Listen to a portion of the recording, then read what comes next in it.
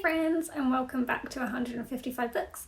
My name is Shannon, and today I'm going to be sharing with you my summer TBR because yes, summer is here, the weather is better, and it's got me very excited about reading some very specific books.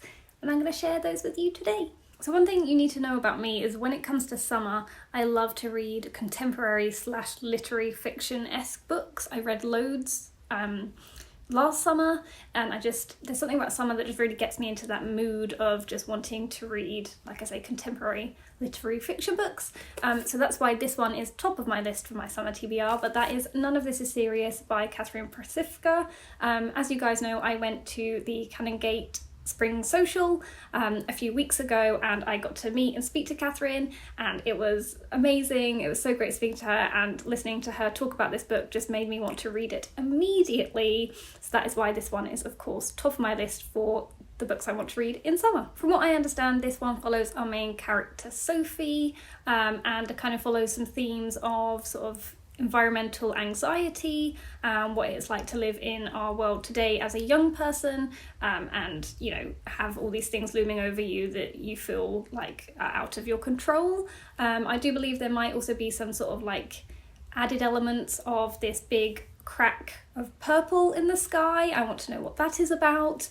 It's set in Dublin. Our main character Sophie has just finished her university degree, and I very much remember when I finished my undergraduate degree and I didn't want to immediately go into a master's degree. I was in this very much sort of like, what do I do now? Your life changes very quickly from sort of being very social, having this community, to everyone moving away suddenly, and you being left with this big scary question of what am I going to do with my life now that, you know, I've got my degree.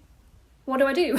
And as I mentioned in my previous video when I talked about this book, I do believe the main character Sophie doesn't speak throughout the entirety of this novel, so I'm very intrigued how that kind of writing style sort of plays out and how Sophie's story is told if she's unable to speak to like other people.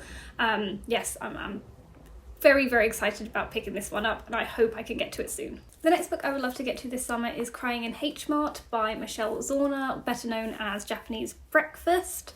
And I don't know what it is about the changing of seasons, but I definitely realise that my emotions kind of normally change. I think it's a kind of normal thing for other people, but maybe people don't talk about it.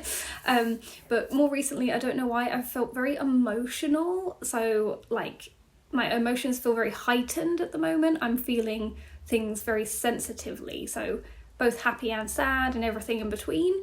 But I'm in one of those moods where I just want to cry, but not because I'm sad, just because I feel like it will help me deal with my heightened emotions.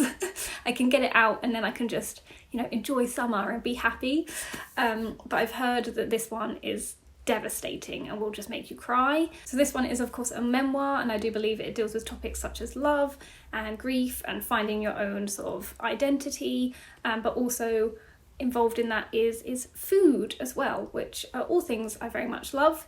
And like I say, if it packs a punch and hits me in my feels, then that is definitely what I want. I will probably listen to this one on audiobook as well, and again, it will just hit me more in my emotions if I do that. So this next book on my list would actually be a reread, and there's a specific reason and a specific time when I'm gonna be rereading this, and the reason why I'm very excited about. But the book is Daughter of Smoke and Bone by Laini Taylor. So this series I absolutely adore. I will never forget the first time I read this and being absolutely blown away by Laini Taylor's writing and just the concept of this book and just everything. It's so good, and it will be my first reread of it. But this is the book that made me want to go to Prague, and I went to Prague at the end of my undergraduate degree with my mum for a few days as like a celebration. And it was exactly how I pictured it because of this book. And ever since then, I've just fallen in love with Prague. I've always wanted to go back. I adored it. Amazing. So in August, I will be going to Prague for a week with my boyfriend for our anniversary, and it's going to be summer, and I'm hoping the weather's going to be amazing, and we're going to be there for an entire week. and I just can't wait. And of course, during that week, I would really love to reread this book so I can, in my head, just connect the bits that are in Prague even more in my mind, and sort of, you know, walk across the Charles Bridge and read this with the crazy things happening and just fall in love with this book and Prague all over again. Cannot wait. The next book on my list is another non-fiction book, and that is Big Magic by Elizabeth Gilbert, Creative Living Beyond Fear. So as I mentioned in my previous video, I've finally got my creative juices back. I'm very excited to be creating again, and I have heard that this book has changed people's lives when it comes to being a creative person and their creative outlets and seeing the world in a completely sort of different way. Beyond that, I don't actually know kind of what to expect from this book. I kind of expect it to be kind of filled with wisdom and inspiration, but I don't really know in what format that's going to come. So I am very excited about finally getting to this one, but again, I don't really know what to expect, which is also actually very exciting.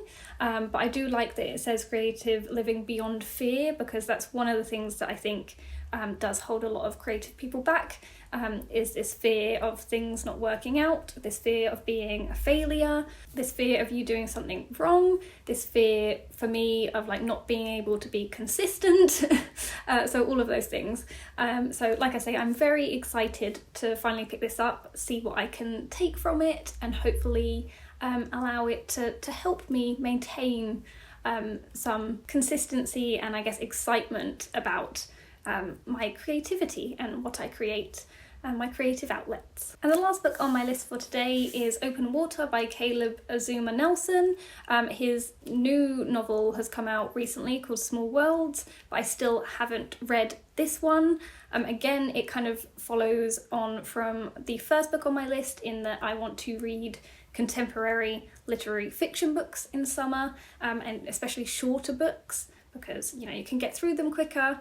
And this is definitely one of those, and I've heard nothing but astonishing things about this. And as I was compiling books for this video, I was actually going like flicking through this one to see like how short the chapters were, and I came across something very exciting that I did not realise when I purchased this. It's actually a signed copy, so I am very happy that I have accidentally come across the fact that I managed to buy a signed edition without realising it. So again, that's also made me even more excited about finally reading this. But rather than trying to give you a shoddy synopsis, I'm just going to read from the inside flap, because I feel like that just sells the book on its own. But Open Water follows two young people who meet at a pub in southeast London. Both are Black British, both won scholarships to private schools where they struggled to belong. Both are now artists. He is a photographer, she a dancer, trying to make their mark in a city that by turns celebrates and rejects them. Tentatively, tenderly, they fall in love. But two people who seem destined to be together can still be torn apart by fear and violence. Again, I think that this is one that is going to be very emotional and probably make me cry and leave me devastated, but in a way I kind of want that, even though summer and sun makes you think of like happy, joyous moments. I'm in an emotional mood, and that's okay. So those are all the books that I really want to read this summer, and hopefully I'm kind of feeling positive, like I could actually read these ones, because normally when I do a seasonal TBR I never manage to read them, but we've got our fingers crossed it's gonna happen. Please let me know in the comments down below what books you want to read this summer, and maybe if there's a particular genre you like to read in summer, because that really interests me. Thank you guys so much for watching as always, and I'll see you soon in another video. Bye!